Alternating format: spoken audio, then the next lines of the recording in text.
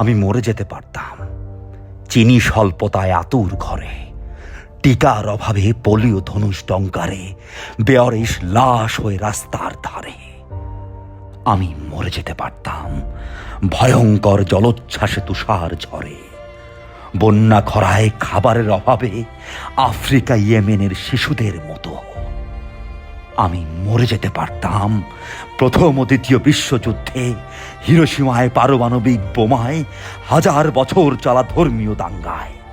আমি মরে যেতে পারতাম প্রত্যাখ্যানের বিরহের জ্বালায়, মুক্তি পেতে কীটনাশক পানে, পানিতে ডুবে ফাঁসিতে ঝুলে আত্মহত্যায়। আমি মরে যেতে পারতাম ভিটে মাটি দখলকারী সমাজপতির বিচার না হওয়ায় রাগে ক্ষোভে খুন করায় প্রহসনের বিচারের ফাঁসিতে। আমি মরে যেতে পারতাম ধর্ষিতার পক্ষে কথা বলার দায়ে, মানুষের বেঁচে থাকার আন্দোলনে লড়ে ধর্মীয় গুরুর ছোড়ার আঘাতে কল্লা হারিয়ে। আমি মরে যেতে পারতাম স্বাধীনতার যুদ্ধে স্বৈরাচারীর বিপক্ষে আন্দোলনে, রাষ্ট্র ধ্বংসকারীর লোভী চোর ডাকাতদের মিথ্যে ষড়যন্ত্রে আজীবন কারাবাসে বসে।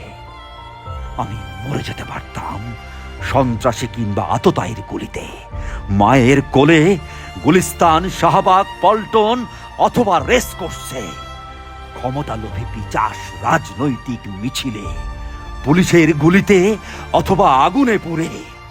আমি মরে যেতে পারতাম ডাক্তারের ভুল চিকিৎসা অপারেশনে, সড়ক দুর্ঘটনায় বিমান বিধ্বস্ত হয়ে বজ্রপাতে মাঠে, অতিবৃদ্ধ পণ্য কুড়াতে গঙ্গায় মক্কায় স্ট্রোকে।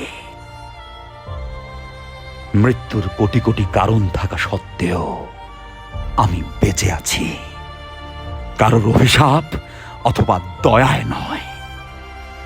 বেঁচে থাকা সত্যিই পরম সুখের, প্রকৃতির এক মহাবিস্ময়।